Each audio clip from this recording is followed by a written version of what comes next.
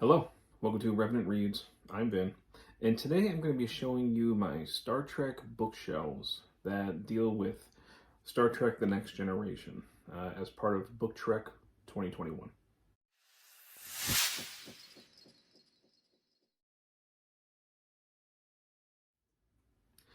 So in Book Trek 2021, me and some great co-hosts are spending 5 months from August until December going through different iterations of Star Trek and exploring the Star Trek fiction that is associated with them. So August was the original series. I had made a video looking at my original series shelf up here. So you can go back and check that out if you're interested in that. This is going to be dedicated to the Next Generation books here, and I also have a bookshelf right down here that you can't quite see in this frame, but I'll insert really quickly what it looks like here.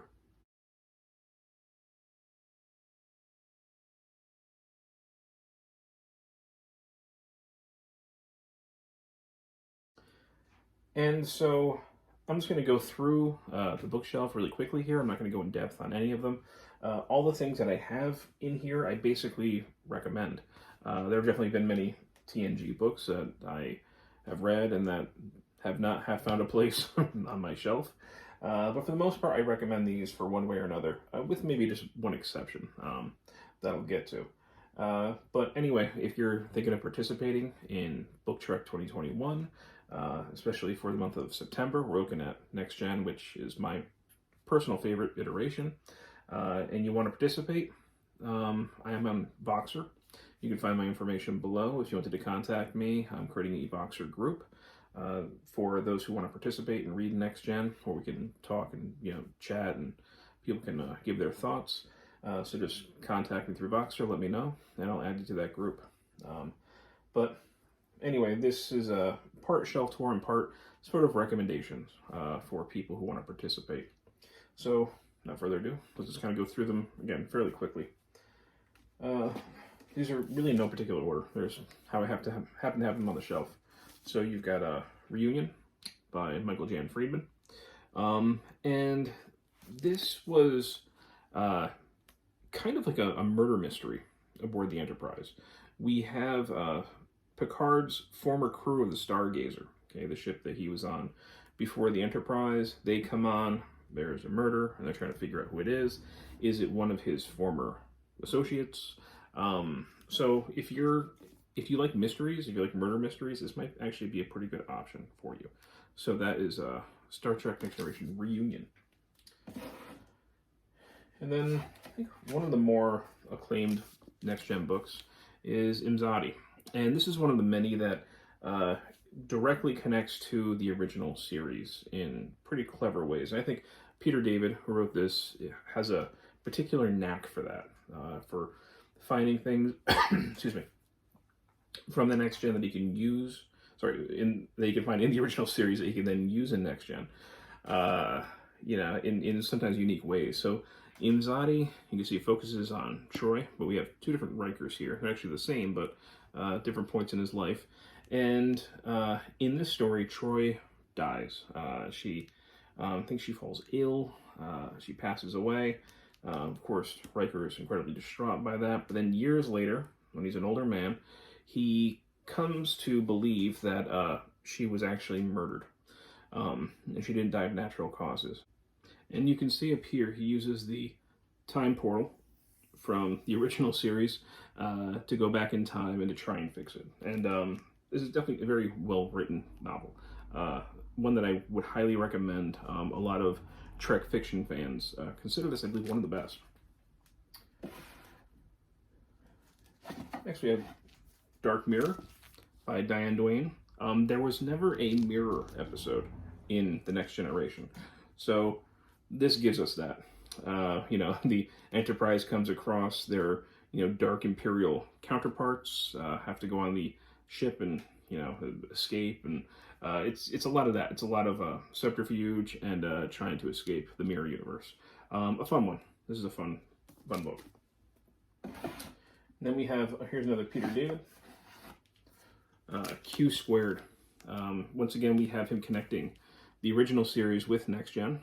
In this case, from the Squire of Gothos episode in the original series, you have Trelane, who in this version, Peter David says is actually a Q. He's kind of a juvenile Q. And his mentor, almost like Godfather, is Q. And Q comes to Picard because he wants to try and give Trelane, who is rambunctious and rebellious, to kind of give him a lesson. So the Enterprise gets caught in this kind of, crazy Q story where you actually bounce back and forth, I think, between three different not timelines, but like parallel dimensions. So you have like the regular Prime dimension, then you have the one that we saw in one of the Next Gen episodes where Tasha Yar was still alive, and the Federation was fighting this terrible war with the Klingons still. They never made peace with them. And then there's another timeline, I think, where Crusher's husband is still alive. And it kind of keeps bouncing back and forth between those three. And this is a really fun one. So if you're looking for a good romp involving Q, I recommend that. The next one is Crossover by Michael Jan Friedman. You can see on here you've got a book with Spock, McCoy, and Scotty in here. And I believe this is kind of a rescue mission. Michael Jan Friedman, I like a lot of his stuff. Some of it's a little bit hit or miss. This is kind of in between that. This was okay. It seems like the original series cast members have a penchant for getting captured, which, the best part, I think, was seeing Scotty deciding to steal a ship to try and save. I think Spock gets captured in this or something. And, of course, the Next Gen crew is trying to help them. This one was okay. Not a strong recommend, but I liked it overall. More than that, this is a Michael Jan Friedman one that doesn't get talked about very much, but that I really liked. This is Kahless.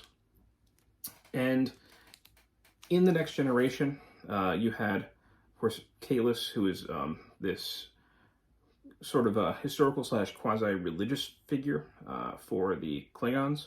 They model themselves after his teachings, and in Next Gen there was a clone of Kahless made. And this goes into that clone, but also it looks at the way history can be used in order to manipulate the present. They find scrolls from the original Kahless that contradict many of the legends that are told. So this actually goes back in time in the story into the original Kahless, the real Kahless, to tell the real story of him, and then you kind of see how it got overblown into legend and myth as time went on. But it asks some, pretty good questions as far as history, and, what's more important? Is it the truth or is it the legend? Which one is more useful? Which one should we, really dedicate ourselves to? So this is one that doesn't get talked about a lot, but as somebody who likes history, I really appreciated what Friedman was trying to do with this one. And another Friedman. This one is Death in Winter. After Nemesis and everything, when there was no real Trek on TV after Enterprise, there was just this void. And writers were given kind of a larger license to keep the adventures going, keep the stories going, post-Nemesis. And that's kind of what this is. Each of these series, I think Deep Space Nine was the first one to get it, but of course you had Next Generation and as well as Voyager to kind of explore what happens to them after the series or after the movies, and that's really what this is. So this is the first of those kind of soft reboots that we were happening, the post Nemesis, and this is a story in which Crusher, I think she's on a planet and she ends up kind of getting captured, and Picard goes to save her. And if you were interested in the kind of hinted at, almost budding, sometimes romance, the romantic potential between Beverly Crusher and Picard, this is where it finally gets consummated, and they actually do finally come together romantically. So, if you're interested in that, that's what you got here. Now for the smaller books. These are the numbered books, okay? And I think I have these generally in order of number. The numbered novels should be thought of really more as like episodes in book form. They are meant to take place within the 7 seasons of TNG, so nothing can be, mind-shattering, world-altering. No major characters can die because you have to kind of reset the status quo by the end. So they're very self-contained in that way. Excuse me. And a lot of them aren't very good, but there are some that I enjoyed overall. This one I didn't mind. This one was Children of Hamlin. This is number 3. And the title kind of comes from like the Pied Piper of Hamlin. And you have children who are kidnapped by an alien species decades ago, who they're coming into contact with that species again, and they have these, the ones who are kidnapped, they're talking with them again. And I believe that this was a species that communicated with music, or something along those lines. Some of these I read a while ago, and it's kind of the nature of these short ones that they're quick reads. They're not, by nature, usually very memorable. You just kind of enjoy the experience as they go, and then you often forget about them. So I haven't reread any of these, so I'm going to be kind of rusty on some of what goes on in them. But I kind of remember my overall impression of them, and it's overall positive for this one. Not exceedingly high, but I liked it overall. Let's put these right here. It's kind of the same thing for the next one. Rock in a Hard Place. This is number 10. You see it's a Riker story, more like a Riker survival adventure tale. Yeah, some people don't like Riker. I tend to like him. But whether you don't like him on the show or not as a character, I think he makes a pretty good protagonist when it comes to fiction. He's kind of a good everyman in that sense. But this was a kind of a fun, just adventure survival story. You can see he's in a very kind of Arctic type terrain, and trying to use his guile and his physical attributes to try and survive. The next one, Metamorphosis. This is the first giant novel, and this focuses on Data, and it's kind of like there's a superior alien entity that almost like, if I remember, makes Data human temporarily and lets him experience various things. Now, this is the one that I said that, the idea here is intriguing, but I overall didn't really like this book that much. I think because, Star Trek is not a hard science fiction. You expect, some things to be kind of, the techno-babble is kind of a part of it and everything else.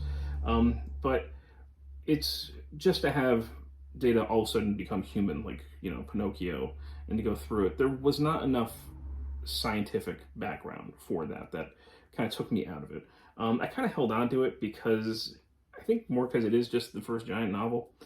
So this one actually for me isn't a huge recommend, but if that sounds intriguing, you might want to check it out.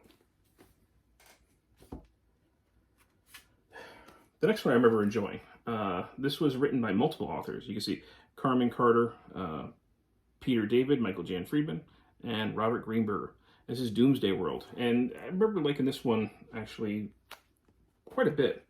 They go to a planet that has this ancient technology inside the planet, if I remember correctly, and it's basically the planet itself is a weapon.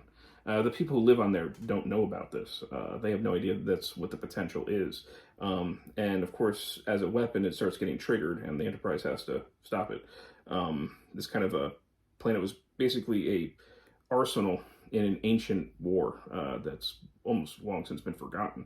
And it was just kind of cool. This is one of those instances I was talking about where there were things on here that you couldn't really do in an episode necessarily, with some kind of interesting alien species, and they go to, what life is like on this world. So overall, I remember really enjoying this one. Here's another Riker-centric novel. It's number 15, Fortune's Light. I don't remember a ton about this one, but this is actually the very first Star Trek novel I ever read. This is, I kind of gave Star Trek novels a chance. I had a friend who was reading a bunch of Star Wars novels at the time, and he was talking about how much he was enjoying it. I thought, you know what, I like Star Trek, let me just give it a try, and I liked it. It was a long time ago that I read it, though. I don't know if I'd like it as much today, but I remember it was kind of Riker going, I think there was somebody that he knew that was accused of stealing something. And he went down to this planet, and he had to go through this big maze and survive it or something like that. And he hooks up with this this alien woman who's almost like an agent or something like that for the planet. But I remember liking this one overall. So Fortune's Light, number 15. Next one, Vendetta. Another Peter David one, where this time he is connecting TNG with the original series again, with a really good episode from the original series, the Doomsday Machine, where there's the giant planet eater that destroys one of the Federation ships. It's a pretty amazing effect, and you have Matthew Decker going crazy. Well, in this, Peter David surmises that ship was actually created to fight the Borg, by an alien species. It might have actually been Guinan species or something like that originally. So there's a connection there. I remember liking this one for the most part. This one was pretty solid. Okay, so the next novel is, again, another Peter David, number 18, Hugh and Law. And this is really like a comedy episode where you got Loxana Troy, who of course always had this, this affection for Picard. Usually gives Picard headaches. I enjoy Loxana Troy episodes overall. This is kind of like where Q comes down to try to learn about human love and mating habits, and ends up kind of hooking up with Loxana. So if you kind of want a comedic take on Star Trek, those kind of things don't always work, but I think this one overall works pretty well.